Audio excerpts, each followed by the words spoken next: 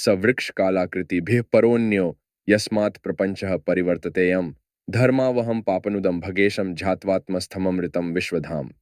जिससे यह जगत प्रपंच प्रवृत्त होता है, वह इस संसार वृक्ष से अतीत है, काल से परे है। उस धर्म की प्राप्ति करवाने वाले, पाप का उच्छेद करने वाले, समस्त सद्गुणों के अधीश, आत्मा में अवस्थित, अमृत स्वरूप तथा समस्त विश्व के आधारभूत परमात्मा को जानो। तमीश्वराणाम परमम महेश्वरम तम देवतानाम परमम च दैवतम पतिम पतीनाम परमम परस्ताद्विदाम देवम भुवनेशमीड्यम। ईश्वरों के परमेश्वर, देवताओं के परम देवता, पतियों के परम पति, परात्पर तथा अखिल विश्व के अधीश्वर उस स्तुत्य देव को हम जाने। न तस्य कार्यकरणम च विद्यते न तत्समश्चाभ्यधिकश्च दृश्यते परास्य शक्तिर्विविधैव श्रूयते स्वाभाविकी ज्ञान बल क्रिया च। उसके न तो देह हैं और न इंद्रियां ही, उसके समान अथवा उससे बढ़कर कोई नहीं दिखाई देता। उसकी पराशक्ति ही श्रुतियों में विविध रूप से वर्णित है। उसमें ज्ञान, बल तथा क्रिया का स्वाभाविक रूप से अंतर्भाव है। न तस्य कश्चित् पतिरस्ति लोके न चेशिता नैव च तस्य लिंगम स कारण कर्णाधिपाधिपो न चास्य कश्चित् जनिता न चाधिप। जगत में उसका कोई स्वामी या शासनकर्ता नहीं है और न उसका कोई चिह्न नहीं है। वह सबका कारण तथा इंद्रियों के अधिष्ठाता जीव का भी अधिपति है। उसका न कोई जन्मदाता है और न कोई प्रभु है।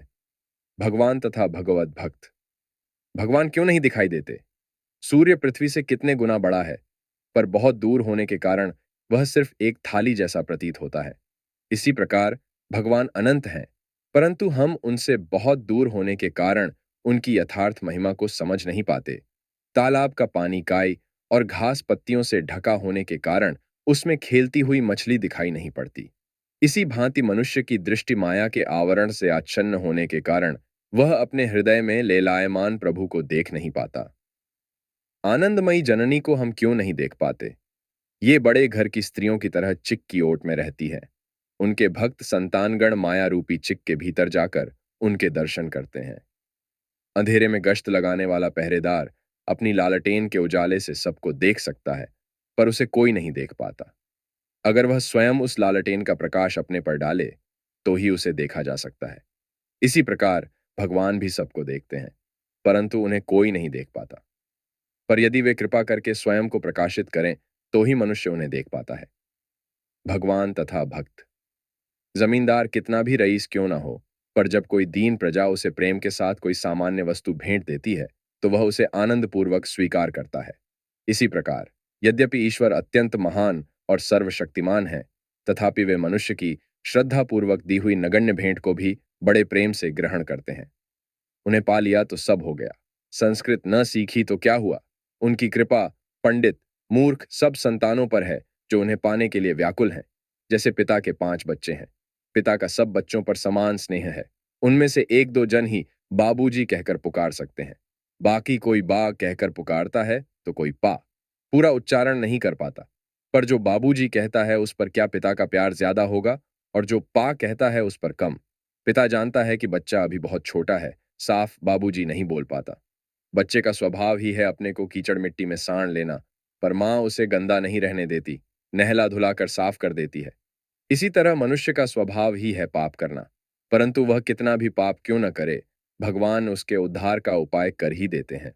जिस प्रकार एक ही आलू को अपनी रुचि के अनुसार उबालकर, तलकर, सूखी या रसेदार सब्जी बनाकर खाया जा सकता है, उसी प्रकार जगत कारण ईश्वर एक होते हुए भी उपासकों की रुचि के अनुसार भिन्न भिन्न रूपों में प्रकट होते हैं, ताकि सभी साधक उन्हें अपने प्रेमास्पद के रूप में पा सकें। किसी के लिए वे दयालु स्वामी या प्रेममय पिता हैं, तो किसी के लिए मधुरहासिनी माता, किसी के लिए सुहृद सखा, तो किसी के लिए प्रिय पति या आज्ञाकारी पुत्र। मछलियां कितनी भी दूर क्यों न हो, अच्छा चारा फेंकते ही वे जैसे दौड़ आती हैं, वैसे ही भगवान भी श्रद्धा विश्वासवान भक्त के हृदय में शीघ्र ही आ प्रकट होते हैं। ईश्वर कोटि भक्त भगवान के अंतरंग निकट आत्मीय हैं। वे उनके संगी, साथी, लीला सहचर हैं। जीव कोटि भक्त बहिरंग हैं। सूर्य की किरणें सर्वत्र समान रूप से पड़ने पर भी जल में, दर्पण में तथा अन्य स्वच्छ वस्तुओं पर उनका प्रकाश अधिक दिखाई देता है। इसी भांति ईश्वर का प्रकाश सबके हृदय में समान होने पर भी साधु महात्माओं के शुद्ध हृदय में वह अधिक उज्ज्वल रूप से प्रकाशित होता है। दीपक का स्वभाव है प्रकाश देना, पर उस प्रकाश में कोई रसोई बनाता है, कोई जाली कार्रवाई करता है, तो कोई भागवत पाठ करता है, परंतु प्रकाश इन सब गुण दोषों से निर्लिप्त है। इसी प्रकार कोई तो भगवान का नाम लेकर मुक्ति के लिए प्रयत्न करता है और कोई उसी नाम का पाखंड रचकर चोरी ठगबाजी करता है, परंतु भगवान इन सब से अलिप्त हैं। भागवत, शास्त्र, भक्त, भगवान तीनों एक ही हैं। यथार्थ प्रेमी भक्त ईश्वर को किस दृष्टि से देखता है? वह ईश्वर को अत्यंत निकट आत्मीय की तरह देखता है। जैसे व्रज की गोपियां श्री कृष्ण को जगन्नाथ के रूप में नहीं देखती थीं, वे तो उन्हें गोपीनाथ के रूप में देखा करती थीं। ईश्वर को मां कहकर पुकारते हुए भक्त इतना आनंद मग्न क्यों हो जाता है? क्योंकि बालक मां के ही निकट सबसे अधिक स्वच्छंद रहता है, मां के ही ऊपर उसका सबसे अधिक जोर चलता है। ज्वर विकार में मारे प्यास के रोगी को लगता है कि वह पूरा समुद्र ही पी जाएगा, पर जब बुखार उतर जाता है तो एक गिलास पानी से ही उसकी प्यास बुझ जाती है। माया के विकार में मनुष्य को अपनी क्षुद्रता का होश न रहने के कारण उसे लगता है कि वह अनंत स्वरूप ईश्वर को अपने हृदय में खींच लाएगा, परंतु जब उसका मोह भ्रम दूर हो जाता है, तब ईश्वर की ज्योति की एक ही किरण से उसका हृदय दिव्य आनंद से परिपूर्ण हो जाता है। कलवार की दुकान में बहुत शराब रहती है, पर कोई आधी बोतल तो कोई एक या दो बोतल पीकर ही मस्त हो जाता है। इसी प्रकार भगवान तो अपार आनंद के सागर हैं, परंतु भक्तगण थोड़ी बहुत मात्रा में उस आनंद का उपभोग कर तृप्त हो जाते हैं। भगवान मानो चीनी के पर्वत हैं और भक्तगण चींटियां।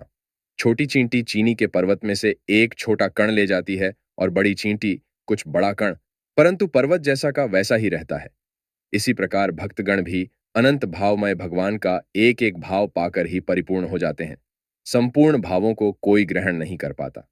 ब्रह्म समुद्र की हवा लगने पर मनुष्य पिघल जाता है, अर्थात उसका अहंभाव नष्ट हो जाता है। वह हवा खाकर सनक, सनातन आदि प्राचीन ऋषि पूरे पिघल गए। नारद दूर से ही ब्रह्मसागर के दर्शन कर अपना अस्तित्व खो बैठे और हरि गुणगान गाते हुए उन्मत्त की तरह पृथ्वी का पर्यटन करने लगे। शुकदेव ने तट पर जा 3 बार जल का स्पर्श किया और ब्रह्म भाव में विभोर हो जड़वत विचरण करने लगे।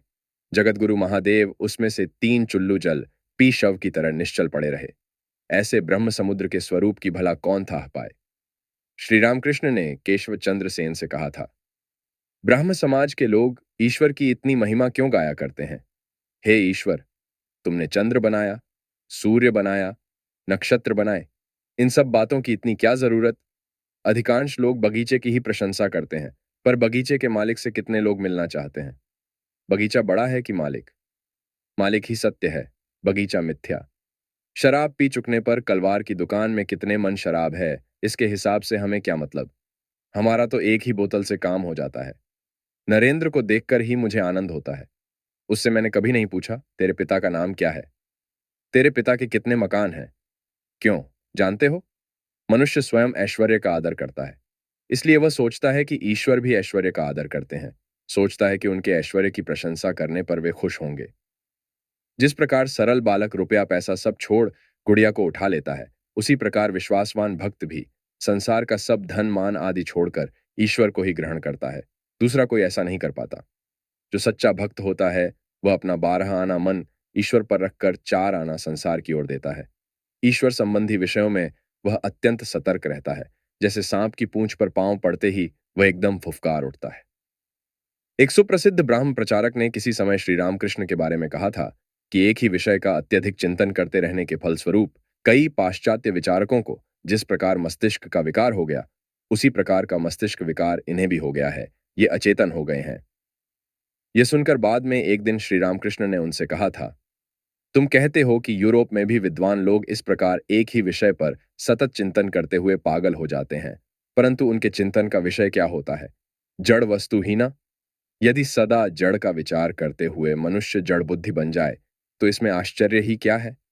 परंतु जिसके चैतन्य से सारा विश्व चैतन्यमय हुआ है, उस चैतन्य स्वरूप का चिंतन करके भला कभी कोई अचेतन बन सकता है? क्या तुम्हारी पोथियों में यही लिखा है? ईश्वर के प्रेम के समुद्र में डूब जाओ। इसमें डूबने से डरो मत, यह तो अमृत का समुद्र है। मैंने एक बार नरेंद्र से कहा, ईश्वर रस के सागर हैं। क्या तुझे इस रस के समुद्र में डुबकी लगाने की इच्छा नहीं होती? अच्छा, ऐसा सोच कि एक कटोरे में रस भरा है और तू मक्खी बना है, तब तू कहाँ बैठकर रस पिएगा? नरेंद्र ने कहा, मैं कटोरे की किनार पर बैठकर मुंह बढ़ाकर रस पीऊंगा, क्योंकि ज्यादा बढ़ने पर गिरकर उसमें डूब मरूंगा। तब मैं बोला, बेटा, सच्चिदानंद समुद्र में मरने का भय नहीं है। वह तो अमृत का सागर है। उसमें डूबने से मनुष्य मरता नहीं, अमर हो जाता है। ईश्वर के प्रेम में मत्त होने से मनुष्य पागल नहीं हो जाता। भक्तों की सांसारिक परिस्थिति। देवकी को कारागार में चतुर्भुज शंख चक्र गदाधारी भगवान श्री कृष्ण के दर्शन हुए, परंतु उसका कारावास कटा नहीं। एक अंधे ने गंगा नहाया। गंगा स्नान के फलस्वरूप उसके सब पाप तो कट गए, परंतु अंधापन नहीं गया। एक भक्त लकड़हारे पर प्रसन्न होकर भगवती ने उसे दर्शन दिए और कृपा की, परंतु फिर भी उसका लकड़ी काटना बंद नहीं हुआ। उसी के द्वारा उसका गुजर बसर चलता रहा। शरशैया में पड़े भीष्म देव की आंखों में देह त्याग के समय आंसू आते देख अर्जुन ने श्री कृष्ण से पूछा, सखे, कितना आश्चर्य है। स्वयं पितामह, जो सत्यवादी, जितेंद्रिय और ज्ञानी हैं, जो अष्टवसुओं में से एक हैं, वे भी देह को त्यागते समय माया के कारण रो रहे हैं। श्री कृष्ण ने जब यह बात भीष्म से कही, तो वे बोले, कृष्ण, तुम अच्छी तरह जानते हो कि मैं देह के लिए नहीं रो रहा हूं। मैं तो इसलिए रो रहा हूं कि भगवान की लीला कुछ समझ ना पाया। जिनका नाम मात्र जपने से लोग विपदाओं से तर जाते हैं, वे भगवान मधुसूदन स्वयं पांडवों के सखा और सारथी के रूप में विद्यमान होते हुए भी पांडवों की विपत्तियों का अंत नहीं है। भगवान कैसे प्रकट होते हैं? किसी घर के छप्पर में एक छोटी सी दरार है, उसमें से घर में प्रकाश आता है। उस घर में रहने वाले को उतना ही प्रकाश मिलता है। जिसके छप्पर में बहुत सी दरारें हैं, उसे और भी अधिक प्रकाश मिलता है। फिर खिड़कियां और दरवाजे खोल देने पर और भी प्रकाश मिलता है। परंतु जो मैदान में खड़ा है, उसे सब ओर से प्रकाश ही प्रकाश मिलता है। इसी प्रकार ईश्वर भी मनुष्य की मानसिक अवस्था के अनुसार उसके सन्मुख अपना स्वरूप प्रकाशित करता है। उस विराट पुरुष के जो जितने निकट जाता है, उसे उसके उतने ही नए नए भाव दिखाई देते हैं। अंत में वह उसका पूर्ण ज्ञान प्राप्त कर उसके साथ मिलकर एक हो जाता है। भगवान धन की परवाह नहीं करते। क्या भगवान धन ऐश्वर्य के वश में हैं? नहीं, वे तो भक्ति के वश में हैं। वे रुपया नहीं चाहते। भाव, भक्ति, प्रेम, विवेक, वैराग्य, यही सब चाहते हैं। एक बार शंभु मल्लिक ने मुझसे कहा था, अब तो यही आशीर्वाद दीजिए कि जिससे यह सारा ऐश्वर्य जगदम्बा के पाद पद्मों में अर्पण करके मर सकूं। मैंने कहा, यह तुम क्या कहते हो? यह तुम्हारे ही लिए ऐश्वर्य है। जगदम्बा के लिए तो यह सब धूल और मिट्टी के बराबर है। जब रानी रासामणि के देवालय से विष्णु के गहने चुरा लिए गए थे, तब मथुर बाबू, रानी के जामाता, और श्री राम कृष्ण दोनों देखने गए कि मामला क्या है। मंदिर में जाकर मथुर बाबू ने कहा, चलो ठाकुर जी, तुम किसी काम के नहीं, तुम्हारी देह से चोर सब गहने निकाल ले गए और तुम कुछ न कर सके। यह सुनकर श्री रामकृष्ण ने उनसे कहा, यह तुम्हारी कैसी बुद्धि है? स्वयं लक्ष्मी जिनके चरणों की दासी है, उन्हें क्या ऐश्वर्य की कमी है? यह जेवर तुम्हारे ही लिए बड़ी भारी वस्तु है, पर ईश्वर के लिए तो ये मिट्टी के ढेले भर हैं। भगवत कृपा और पुरुषार्थ। यह नहीं कि भगवान हमें भोजन देते हैं, इसलिए वे दयामय हैं। पिता अपनी संतान को भोजन तो देगा ही। वास्तव में वे इसलिए दयामय हैं कि वे हमें कुपथ में जाने से बचाते हैं, मोह या प्रलोभन से हमारी रक्षा करते हैं। प्रश्न, किस प्रकार के कर्म से हम ईश्वर को पा सकते हैं? उत्तर, मनुष्य उन्हें अमुक कर्म से पा सकता है। अमुक से नहीं, ऐसी बात नहीं। उनकी प्राप्ति होना उन्हीं की कृपा पर निर्भर है, पर उनकी कृपा के लिए व्याकुल होकर कुछ कर्म करते रहना चाहिए। उनकी कृपा से सुयोग मिल जाता है, अनुकूलता हो जाती है। कभी ऐसा हो जाता है कि भाई ने संसार का कुल भार ले लिया, तुम निश्चिंत हो गए। स्त्री विद्या शक्ति धार्मिक निकली, उसकी ओर से कोई बाधा नहीं रही, या विवाह ही नहीं हुआ, इस तरह से संसार में फंसना ही ना पड़ा। इस प्रकार सुयोग के मिलने पर काम बन जाता है। द्यासलाई की एक लकड़ी के जलते ही हजारों साल का अंधकार भी उसी क्षण दूर हो जाता है। वैसे ही एक बार ईश्वर की कृपा दृष्टि के पड़ते ही जीव के जन्म जन्मांतर के पाप पुंज तत्काल दूर हो जाते हैं। कुछ मछलियों में बहुत अधिक कांटे होते हैं और कुछ में एक ही कांटा होता है, पर मछली खाने वाला खाते समय सभी कांटों को निकाल फेंकता है। इसी तरह कुछ लोगों में अत्यधिक पाप होते हैं तो कुछ में एक आध ही, परंतु ईश्वर की कृपा होने पर सभी के पाप दूर हो जाते हैं। मलय पवन के लगने से जिन पेड़ों में कुछ सार है, वे सब चंदन बन जाते हैं, परंतु बांस, केला आदि सार रहित वृक्षों पर कुछ असर नहीं होता। इसी तरह भगवत कृपा पाकर जिनमें कुछ सार है, वे तो तत्काल सद्भाव से परिपूर्ण हो जाते हैं, किंतु सारहीन विषयासक्त मनुष्य का सहज में कुछ नहीं होता। एक भक्त बहुत जप किया करता था। श्री रामकृष्ण ने उससे कहा, तुम एक ही जगह क्यों अड़े हो? आगे बढ़ो। इस पर भक्त ने कहा, यह तो उनकी कृपा के बिना नहीं हो सकता। तब श्री रामकृष्ण बोले, उनका कृपा रूपी पवन तो दिन रात बह ही रहा है। भव सागर पार करना हो तो अपनी नाव का पाल तान दो। भगवत कृपा का पवन सदा बह रहा है। आलसी लोग उसका सदुपयोग नहीं करते, परंतु जो उद्यमशील होते हैं, वे अपनी नौका का पाल फहरा देकर आसानी से पार हो जाते हैं। प्रश्न, क्या एकाएक कुछ नहीं होता? उत्तर, साधारणतया किसी भी विषय में सिद्ध होना हो तो उसके लिए पहले काफी साधना करनी पड़ती है। कोई एक ही दिन में द्वारिक मित्र की तरह हाईकोर्ट का जज नहीं बन जाता। बहुत बड़ी मेहनत करने के बाद ही द्वारिक मित्र की तरह जज बना जा सकता है, नहीं तो बिना वेतन के वकील ही बने रहना पड़ता है। वैसे यदाकदा ईश्वर की कृपा से एकाएक भी सिद्धि मिल जाती है। जैसे मूर्ख शिरोमणि होकर भी कालिदास देवी सरस्वती की कृपा से एकदम महाकवि बन गया। एक गृहस्थ भक्त, महाराज, हमने सुना है कि आप ईश्वर दर्शन करते रहते हैं, तो हमें भी करा दीजिए। उनके दर्शन कैसे हों? श्री रामकृष्ण, सब कुछ ईश्वर की इच्छा के अधीन है, परंतु कर्म चाहिए, तब ईश्वर दर्शन होते हैं। केवल ईश्वर हैं कहकर बैठे रहने से कुछ ना होगा। तालाब में बहुत मछलियां हैं, परंतु मछलियां हैं कहकर केवल बैठे रहने से क्या कहीं मछली पकड़ी जा सकती है? बंसी डोर ले आओ, पानी में चारा डालो, धीरे धीरे गहरे पानी में से मछलियां निकलकर चारे के पास आएंगी, तब तो तुम उन्हें पकड़ सकोगे। यह भी खूब है, ईश्वर से मिला दो और आप चुपचाप बैठे रहेंगे। दही जमाकर उसे मथकर मक्खन निकालकर उनके मुंह तक पहुंचाया जाए, मछली पकड़कर हाथ में रख दी जाए, अच्छी बला है।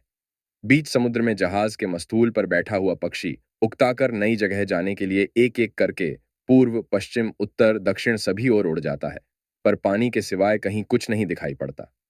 थककर निरुपाय होकर वह फिर मस्तूल पर ही आ बैठता है।